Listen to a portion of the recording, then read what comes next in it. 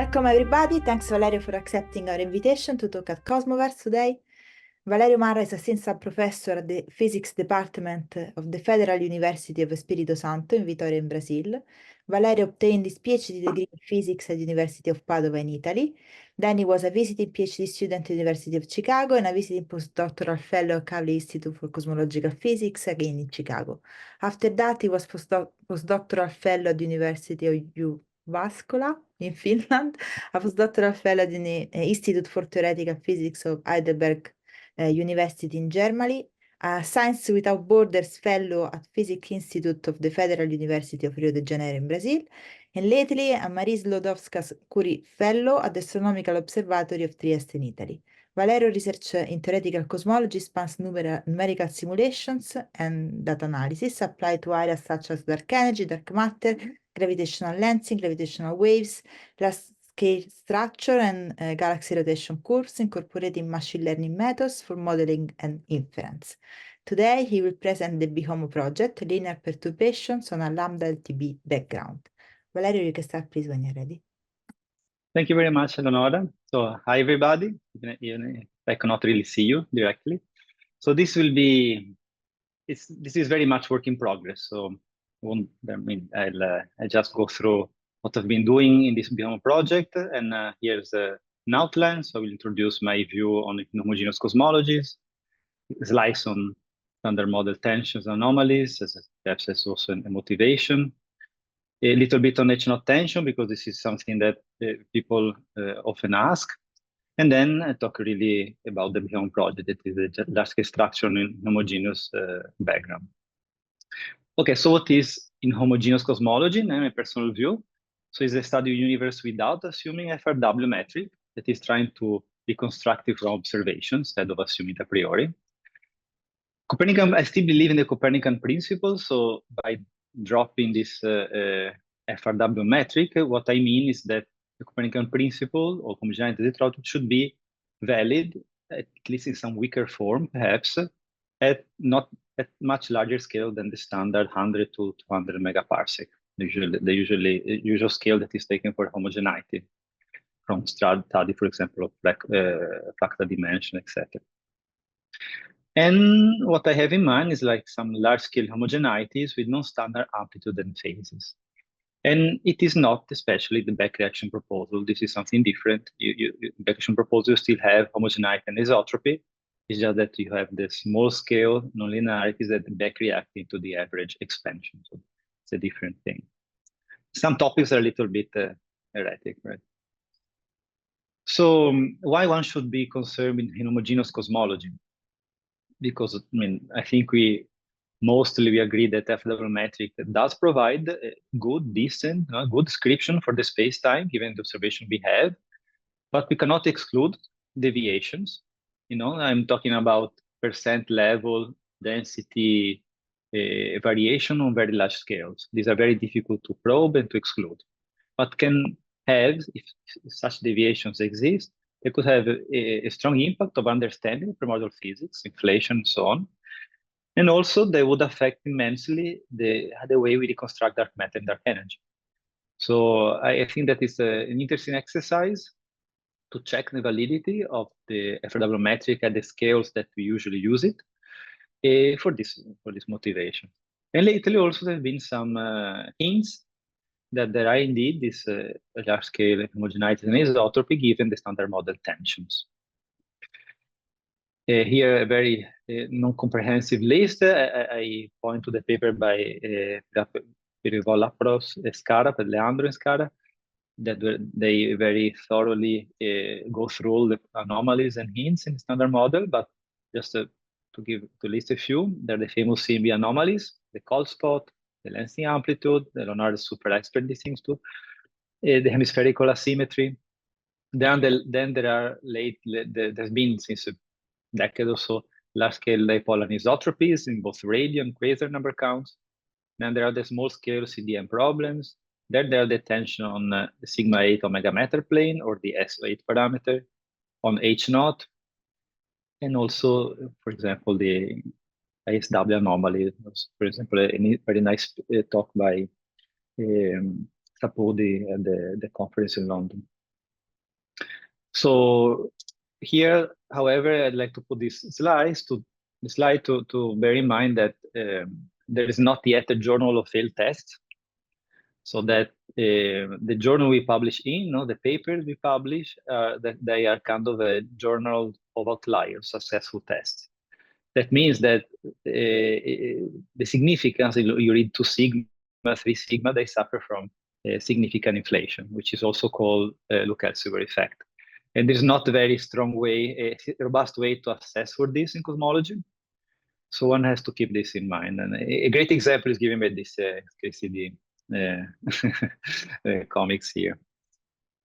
I also like to give a few updates on the large-scale dipoles. And these are very from this year. So on this slide, you can see on the left past constraints on the dipole velocity here. So the dashed line is the expected CMB velocity given the assumption that universe is FRW, and we observe the dipole the CMB as due to random motion. However, by number counts on radio galaxies and quasars, people have found systematically higher values.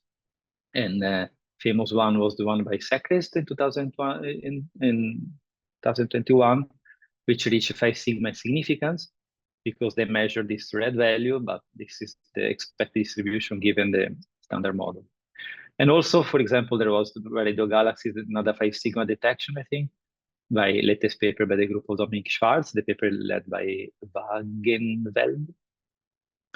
The updates are that, so with Pedro, my postdoc, we did an analysis on using eBOS and BOS data. So look at the effect of a boost on the spectroscopy rashes from BOS and eBOS. And we found measurements that are in agreement with the CMB. We did the tomographic analysis with robust estimators. We kind of a blind analysis because we only worked on MOX initially. And the other update is that the group of Dominic Schwarz presented this at the conference in London. So this is just a photo that Pedro was visiting there. So I grabbed the photo that he took of the poster. This is a paper that should come soon. But anyway, the result is that using this new data and new Bayesian estimator, they found an agreement now with the CMB as opposed to tension that was earlier found. So now still there is the measurement using quasar by Secrist that is the update is this point here, which is still in strong tension. So still we have to understand what's going on. But these are, I think, 2 interesting updates. Another interesting update was, of course, foundational tension, because this was again a slide that I took from Wendy's presentation, and using Webb's data and several anchors, they find a measurement which is quite in agreement with Planck, as opposed to the one by Shoes. And again, the paper there will be 4 papers coming soon. I think she also gave a seminar here in this series in a few time, together with also Adam Rees afterwards. So there will be interesting to see what's going on. Okay, so inhomogeneous cosmology is a huge. Once you drop homogeneous isotropy too much, so we reduce here to something easier, which I call early FRW cosmologies. So again, cosmic component principle valid of larger scales than the standard ones. This large-scale homogeneity, you can imagine them like kind of a weird primordial non-Gaussianity, so non-standard amplitude and phases. So basically what characterizes this inhomogeneous cosmology is coherent flows and perturbations, not just extra power like standard on Gaussianity, not just extra power on 2 or 3 point function. And especially simplified assumption is that they're dominated by growing modes, such that early when we go back in time, we reach nearly FRW metric. So this is again a simplified assumption which can be in agreement with a weird inflation, perhaps, but it's also very useful because then we can use many existing codes that are available for a standard paradigm, such as gadget, CMB, Boltzmann codes, etc. So it's FW for cosmology is it's something that is near FW back in the past and grows into something that can have large-scale non-perturbations in bulk flow and contrast and density. So here the simplest possible approach is the spherical cow. So the justification to use a spherical metric to a spherical perturbation, a spherical large-scale perturbation to the FRW model that we parameterize using the lambda orthogonal model metric is simply the spherical cow. This is the simplest approach. And as far as the H0 tension that I will discuss in a second, we put the observer at the center, and the justification here is depends. So if we find a posteriori that the structure is nonlinear, then the observer has to be at the center. Otherwise, there will be a very will be difficult to explain the dipole of the same beam and its fine tuning, etc. If the homogeneity is linear, then the approximation is not so good. So, but we can always say that kind of average over angles. But anyway, this is a simplified assumption there, observer at the center. So going quickly in this part. So this is the summary of the ЛLTB metric. So he has written as the FW1. So it's in a way to hide all the extra degrees of freedom. It looks the same, just that the functions have a dependence on the R. R here is the radial coordinate of the ЛLTB metric. Okay. And when I ask for early FRW cosmology, I don't want to have decay mode. So in ЛLTB, this means that you kill perturbation in the Big Bang time, the time of the past singularity. So we only have a perturbation in the curvature function of the ЛLTB metric. Okay, so this is the setup. Then all the functions have this extra dependence on R. This density is the Euclidean average density. So there are later some subtle definition. There are two different Hubble scales factors, perpendicular and line of sight, etc. So here to give an idea of the evolution. So this is another density, and you have the local density in blue, the average one in orange. These are profiles that are exactly matched at the boundary, such that an observer here locally won't feel any effect of the ЛLTB structure. And these are the matter density parameters. You see that there is less matter and curvature. Omega lambda also changes because you change H0, so you change H, so you change also density parameter, but lambda of course is constant. So you can see here the two Hubble parameters as a function of the distance from the center, and here you have the background, when you're outside the structure, and then inside you have a higher expansion rate. So a question that many asked is if this can be a solution to the Hubble tensor, if the observer is at the center, of course. That's the fine tune. Okay, so this has been checked in lambda CDM by many authors. So if you assume lambda CDM, you look at the expected fluctuation given by the power spectrum that you measure from the CMB, from the sigma A that you measure from the CMB, the omega matter, etc.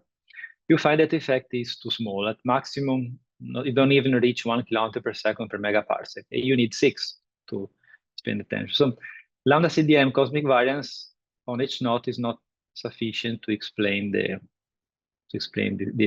difference between determination by Planck and by Shoes. What about an arbitrary local homogeneity? Let's forget about the standard paradigm. Just think about an arbitrary local homogeneity. Can do the job. So if you consider only supernovae that are used to fit the H0, to fit the luminosity distance that used to get H0, typically this is the range used by Shoes, and then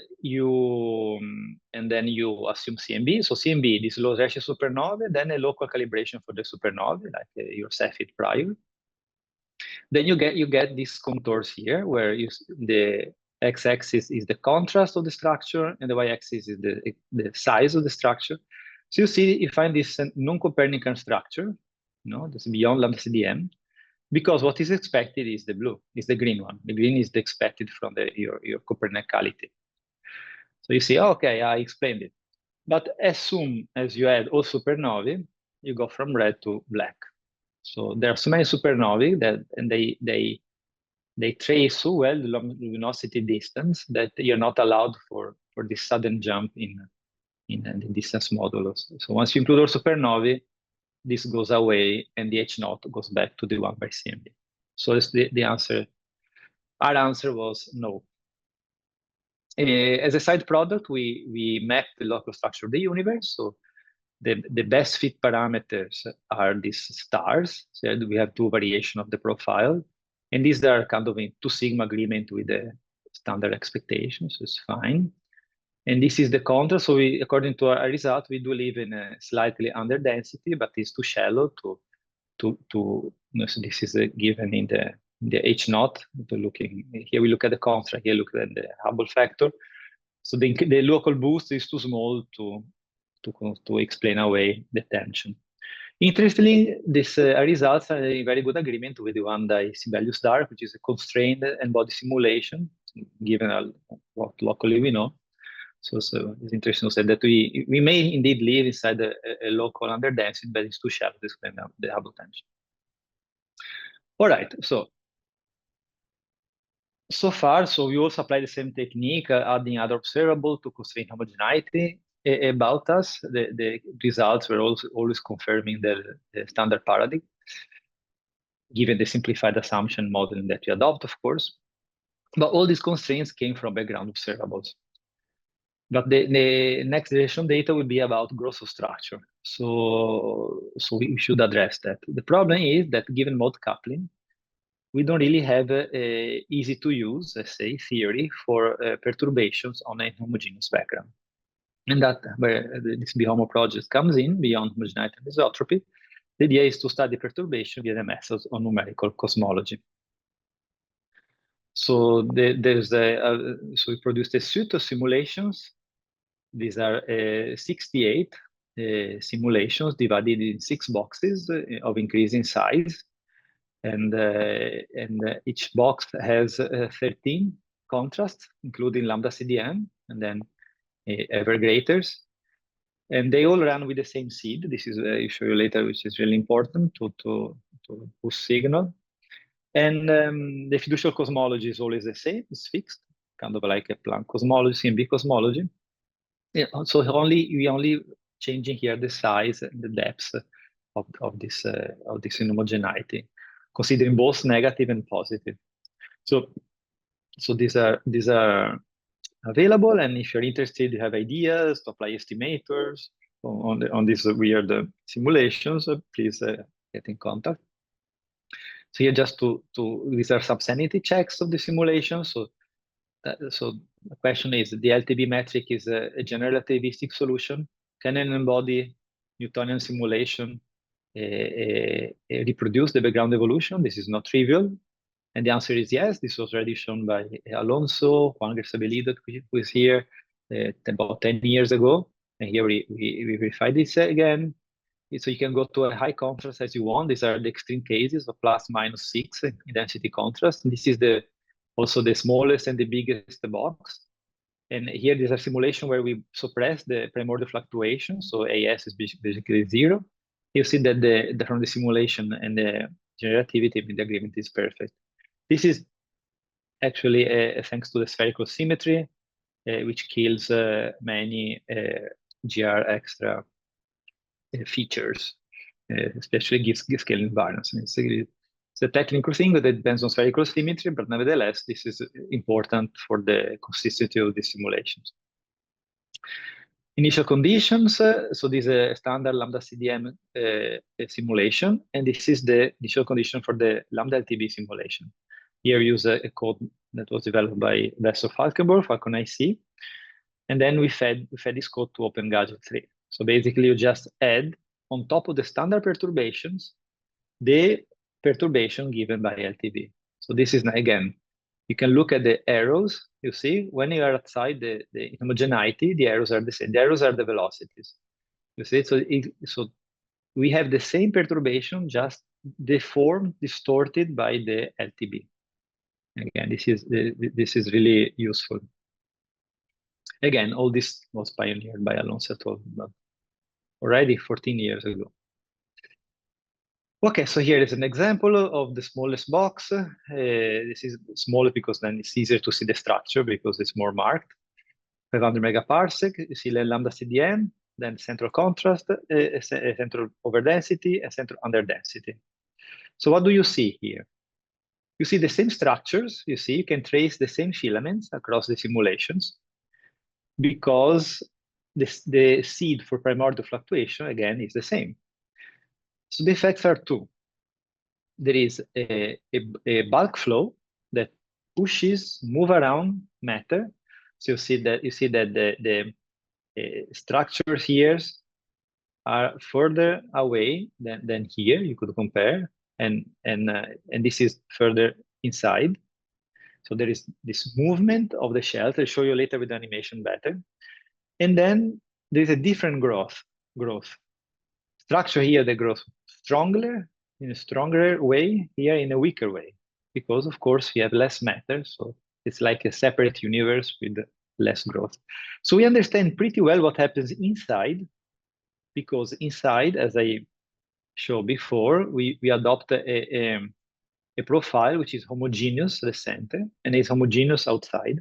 So inside you can use your separate universe approximation and you understand these things. What we don't understand what happens when there are gradients.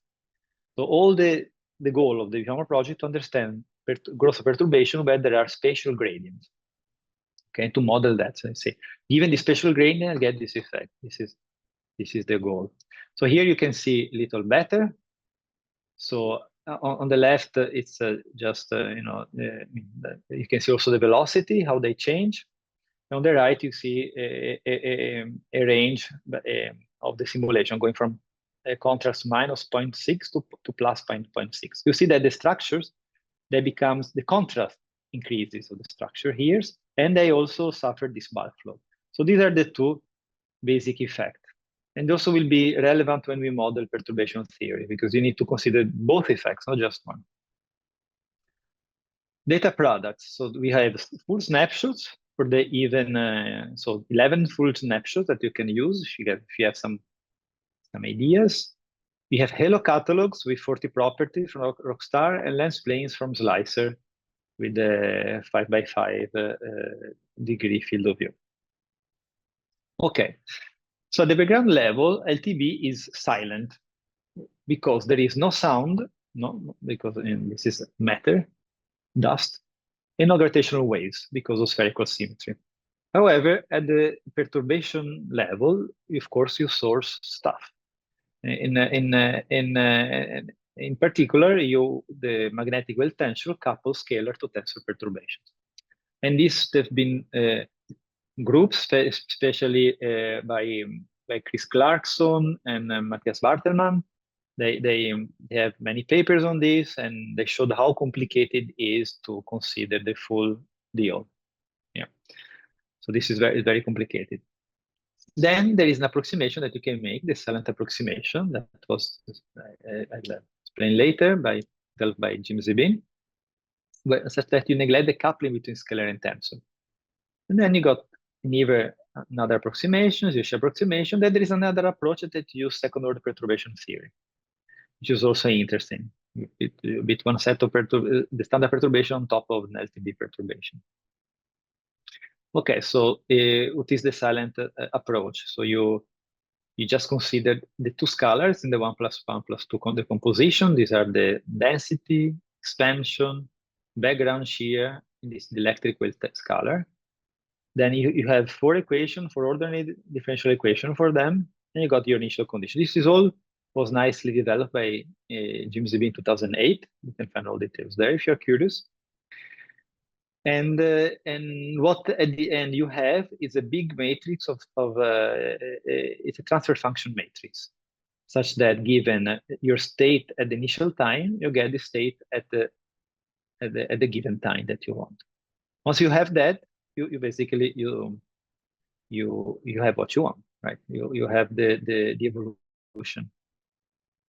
Now you can do a further approximation. That is, if this term, just this one, is not important for the expansion scalar, then you decouple the equations. You go actually back to the standard perturbation equation. Okay. So, and this we can check this with the metric and estimator, which is just the ratio of the coefficients on these two terms, which turns out to be exactly the difference in the Hubble rates over the average Hubble rate. So if this is very much more than 1, then this should work. Okay. So this equation looks simple, of course, but it's not as simple as it looks, because it's not sourced by LTB quantities. These are not the LTB quantities entering in the Friedmann equation or the LTB Friedmann equation. These are effective local quantities defined this way.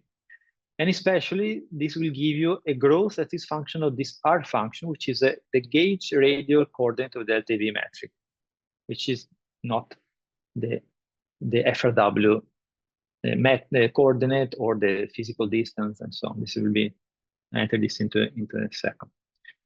So here are two examples of the evolutions for the another density and over density. And here you see this gamma quantity that should quantify the departure, the validity of the zero shear approximation. So here, see, in this case, shouldn't be valid here because this gamma is large. Instead, for an over density, should be okay because always less than 0.1, more or less. And this is the same. This is the same gamma for a few shells as a function of the contrast. So the general feature, you see that over densities, they develop a smaller background shear than under densities. This is a geometric, there's a geometric explanation for this, because these are, the LTB is embedded in FRW, so it's fixed. So if you have an under density that keeps expanding, eventually will push all matter against the boundary and cause shell crossing, and the gradients will be very large. And this will happen in a very small range of scales. Instead, if you have an overdensity, this will collapse, but will collapse on a larger range of scales. So we'll develop, for the same profile, a smaller background shear. All right, so let's go and see how this modeling works. So spherical symmetry, so we should look at angular clustering to respect the symmetry of the problem. So from the simulation, I compute this the CL from Hill peaks. I get these images, right? And that's my simulation power spectrum, and which is connected to the theoretical one by the pixel weight and shot noise, etc. Right. So what is the prediction? So in FRW, the solution is well known. It is here, just integral of the power spectrum with this window function here. It's just taking a simple top hat narrow window function. In the lambda LTB, after a few calculations, turns out to be the effect this one, which can be written also here in the line below, which I think is best a little more clear. So what is it? The angular power spectrum in the lambda LTB model. It is the early time FRW power spectrum, like in same stuff. Early time is the same, shifted by the bulk flow, because the window function here now works on R and not on key. Key is the moving coordinate in FRW, which you can use also to get the distance. And R instead is the gauge R coordinate for LTB. So it marks the movement of the shells, okay, the metal shells. So it's different. So these are shifted. I'll show later. So it's the primordial power spectrum shifted by the bulk flow and boosted by different growth. So these blue and green effects is what I showed visually before. You got this bulk flow shift and then a different growth because the contrast is different. Okay. So here is a real life plot. So you got the CL measure of simulation, and then you put your model. Now you see that I still missing the chi-square, but the agreement is pretty good, and you can these are CLs for different shells, for different contrast and different redshifts. So you move in contrast and redshift in this square, and inside each panel you have different radii in the structure as a function of the, of course, yeah. And this is all for the biggest box, 3 gigaparsec. Okay. However, now to really see, we'd like to look at the ratio of the two to see what's going on. Now, especially as we use the same seed, we like to factor out cosmic variance. However, as I already said, one formula uses chi, it's in the FRW chi coordinate, the other is in the R coordinate. So why do you use the R coordinate for the LTB? It's essentially because when you use R, there are no gradients in R. So you have every shell comes independently. And so it's completely natural to solve using the R LTB coordinate when you're solving all the equations. But how do you connect? And the connection between the two is the following. Chi is, chi is basically given by this is the GRR, the symmetric coefficient in the LTB metric over the scale factor. So this basically gives the relation between this chi and this R coordinates. To show better what it means, I'm showing this plot. So here I'm plotting a chi flow, which is the differential physical movement for a shell at a given R in LTB with respect to FRW. So what does it mean? Look at this here. So here you got a shell that initially is at 400 megaparsec, right? Because this is very early time, so basically nothing happened. And then by the time it reached 0, it moved 100 megaparsec away. Okay, so this is for the extreme case of delta not equal to minus 0.6. But so this K flow will give you the flow. Now how much movement there was in using the chi coordinate for which is the physical, called the Cosmology physical distance, approximately, for a shell that was in 400 megaparsec, moves by extra, is displaced by 100 megaparsec over h. Okay, so this is what I mean by the relation between chi and R. Okay, so then how do we compare the two approaches? So then we came up with two approaches that called the fixed distance approach and fixed shell approach. The fixed distance approach, you compare same distance. You have these two simulations, and you compare the power spectrum at, I don't know, 1 gigaparsec and 1 gigaparsec. That's it. Okay. And then, so we fix the binning for lambda CDM because for lambda CDM, chi and R are the same because the LTB reduces to lambda CDM, so no issue there. And then in the fixed distance, the binning is given in chi, and the R is obtained by solving for that solution. And then the angular power spectrum is given for lambda CDM by the usual formula. The lambda LTB1 is given using for R the value that corresponds to key at a given time. Again, because given this bulk flow, you need to keep always adjust the shell that correspond to which distance in FRW, in the simulation FRW. Okay, so this is one approach. The other is the fixed shell approach, that is we follow a wave, a shell. That is, we bin on the LTB, we adopt the lambda binning for the LTB coordinate. Okay, and in this case, lambda CDM will be the same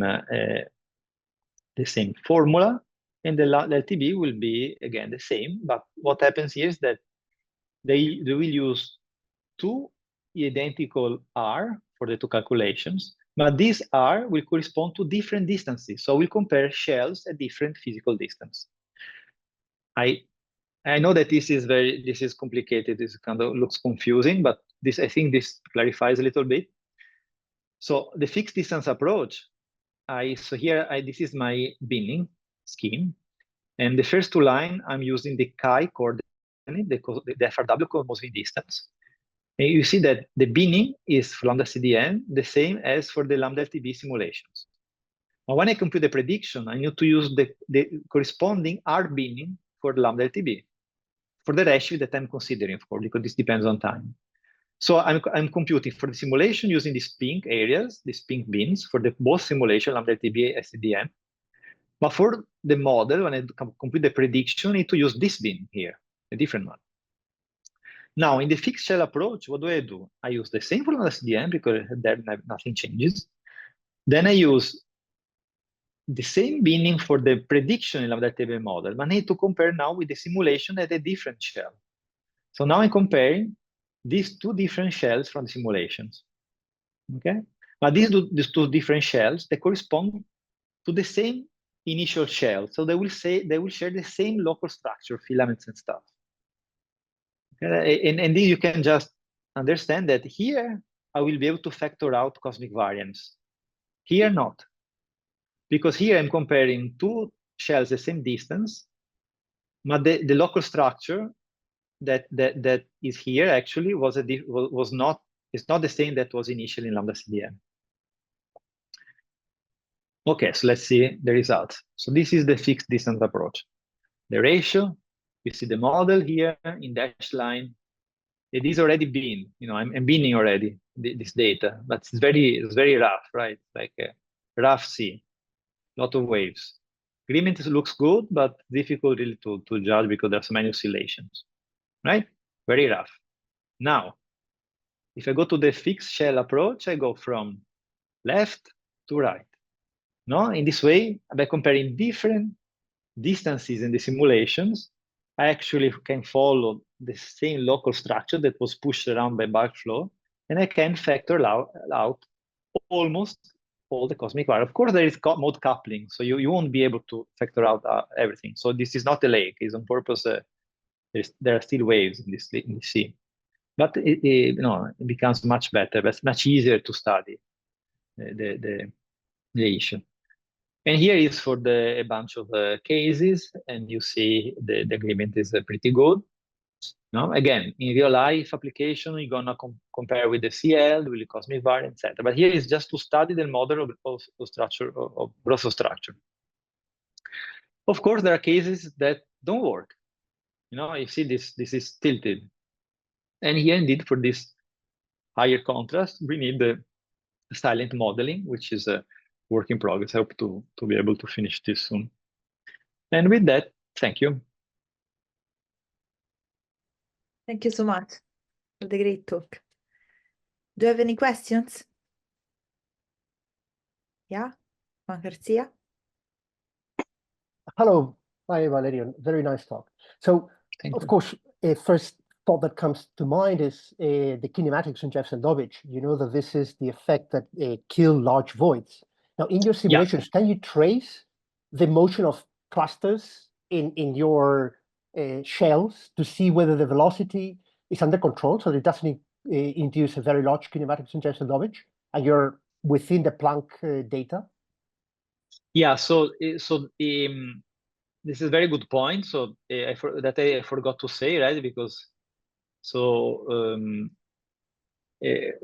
Juan was the Juan together with the other vessels, trolls, and at that time, many years ago, they showed indeed that with the local inhomogeneity, local LTB under density, you could explain away supernovae, but then you have this strong backflow that I showed actually, that you can see exactly here, nicely pictured.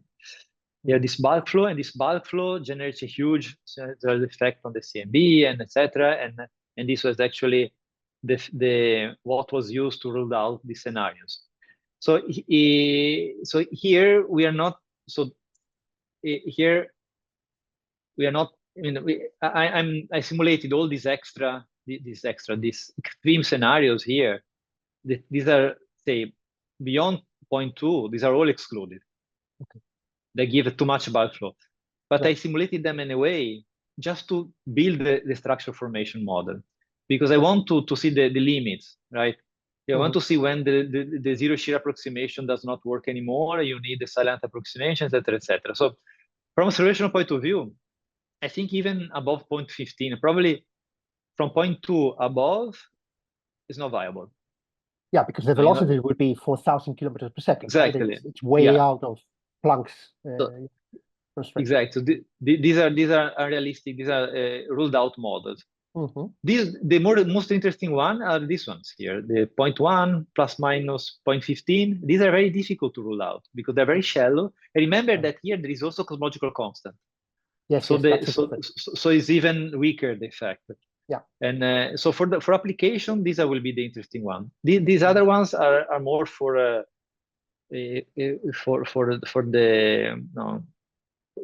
purpose of testing the growth of structures to see weird trends. For example, something that we are working on is on the impact of spatial gradients on local halo properties. Okay. So if you want to see how these kind of behaviors, you want to have the extreme case to fit a line, right? To be able to see. So what kind of signatures would you expect would be characteristic of this lambda LTB? So can you imagine, I don't know, filaments becoming more stretched than you would in FRW, or what kind of signature would you look for? So I think this give you so locally, so okay, no. Till now, people always been working on the local FRW approximation. Now you treat all these models, you can thinking that is local FRW. So you take the local density on a shell, and then you say, okay, this is FRW, and let's do this FRW. But this is not really correct because this zero-shear approximation is not actually local FRW. This is the bulk flow, and then there are the gradients, and so so which features? It's a different growth. So it's that's can you characterize somehow the distribution of topological quantities like filaments, shells, voids, that you would be able to differentiate with respect to the exactly. So this is something that I also thought. So this is why also I always said that if people have estimators and they want to run it on the simulation, it would be really interesting to see void finders, how void finders, because these are extreme. I mean, so look at this simulation only when it's about around CDM with this, let's say, contrast of plus minus 0.1. So very difficult to catch with the eye. How will filament stuff change, void, and of course the signal on the, if you just take it to point correlation function, you will see a bump at very large scales, the power spectrum. Right. And so that you would see, but actually even that one we didn't completely because to compare with the data. No, so one the idea is to compare the distribution. Let's make a light cone out of this one of the simulations, and let's run an estimator, summary statistics, and compare it with the one from data and see what do we see. So also this we didn't do yet. But there are many things. So yeah, it's Thank you, Valerio. I'll leave thank you. some time for other people to ask. Thank you. Marie-Noël? Yes, hello. Hi. Hello. Long time no see you. I see you're still in inhomogeneous cosmology. Very nice job. Thanks for the presentation. Well, I would like to know something. Well, we all know that FLRW are average over the whole space, and you mentioned that the LTB models with a centered observer were average over the angles. And I would like to know if it won't be better to get rid of any symmetry and work with the space-time as a securest ones. What do you think? Yeah, so that's an interesting point. So using GR metrics is really good when you don't know much about the results, because if you run into nonlinearities, then you need GR metrics in these cases. But my view right now is that, especially if you see, so this kind of results, so this is like amount of structure that observation will allow for. my idea is that observation now, they at least concede a few percentage of deviations on the, say, the matter distribution in the universe. So in this case, to go to Zacharias, which is super complicated, I remember the papers by Bolesco, and they've done awesome work, but it's super complicated. Many free functions that you know really how to set. I think that at this point it would be most fruitful to use, instead of some perturbation theory. So you perturbatively model your deviation from homogeneity in an easier way, because anyway, a posteriori you will see that you are constrained to be linear deviation, mildly nonlinear deviations. So I think that perhaps the more interesting way would be to use approximate methods. Perhaps would be more useful. But Zacharias, of course, Zacharias will be interesting, especially to see if an n-body simulation can reproduce the Zacharias background evolution. That's not trivial because you drop spherical symmetry. Yes, of course. Yeah, so that will be interesting. So and there are a bunch of codes that you can use nowadays. There is a gadget GR, right? So the Trieste, they made a hybrid. They took the 3 module from gadget and joined it with the particle mesh from G-evolution. So you have this hybrid, so it's very performant because particle mesh is faster, right? And the difficulty is to when you go to small scale to use the 3. And it's kind of twice as, you need twice the CPU time than standard gadget. So it's really cheap. I mean, for some, and then anyway, you don't want to go to super high resolution. So if someone is interested, and so what one would need to do, just generate initial conditions according to some Zacharias metric, random body, and then compare with the Zacharias. So if you can describe the Bragg evolution, okay, then you can go forward with your program. Otherwise, you need to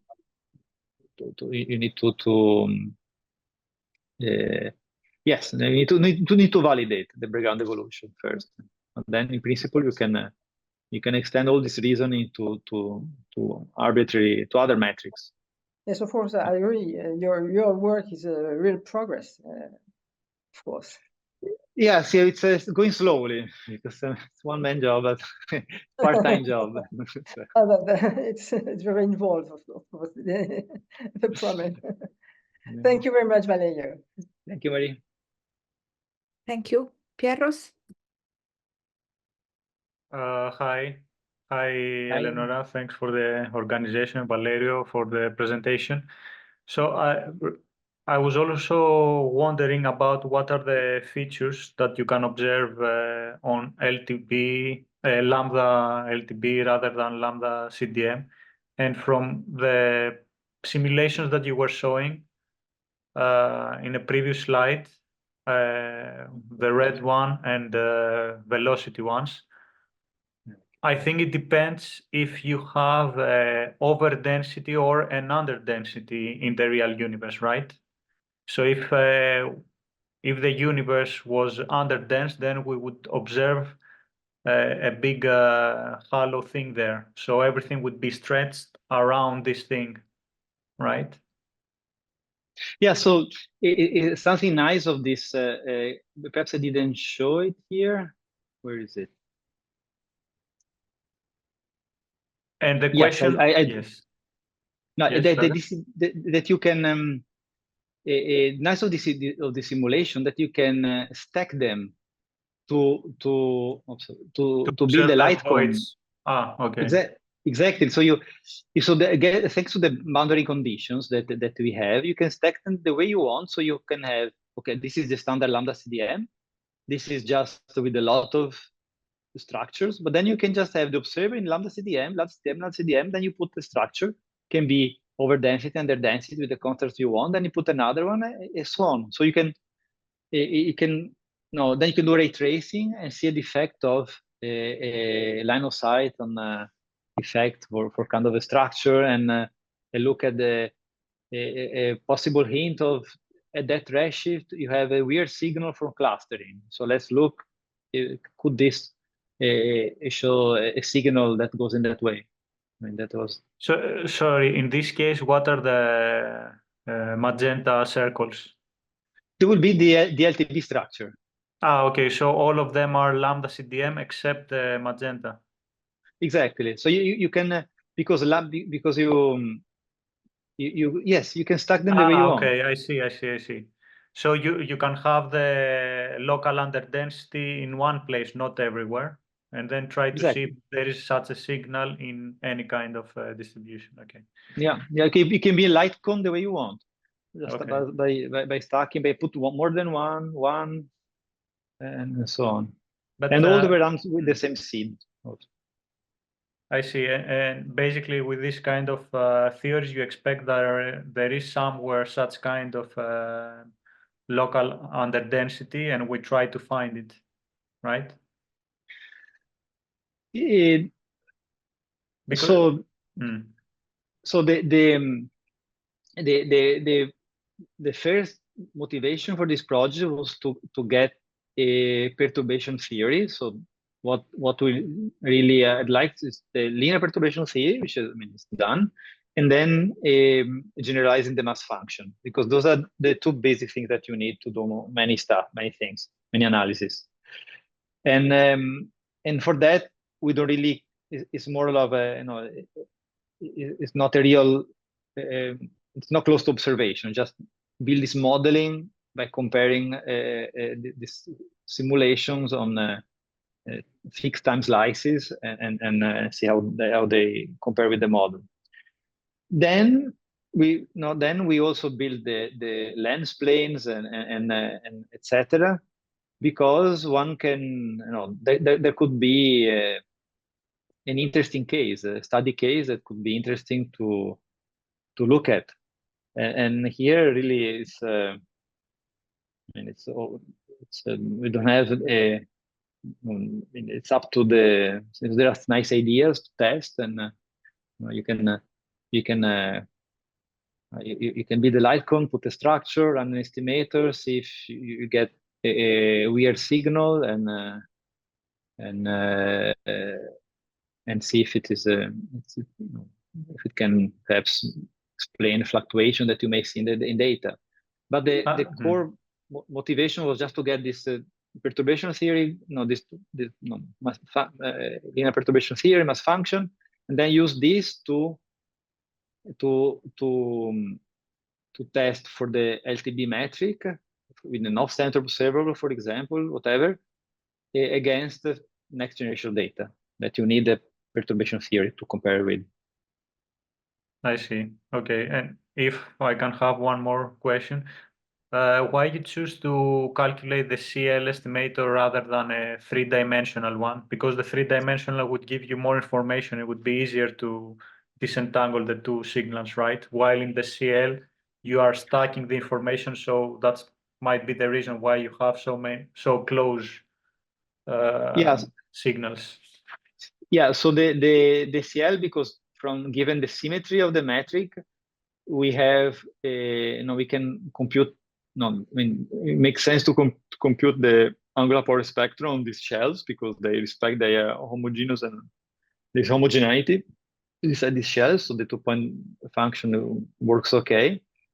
But we also think that it's interesting to compute the 3D one to look, as I said, to look for a signal of departure. But then is the next step, because then it makes sense to. So we already computed the power spectrum, of course, for the box. But what is interesting would be to do it on the light cone, and on the light cone to compare, say, a lambda CDM1 with the light cone with some structure, see which kind of signal, and see if it is detectable. And by using clustering, using boss data, I can already put limits on such a structure on the light cone.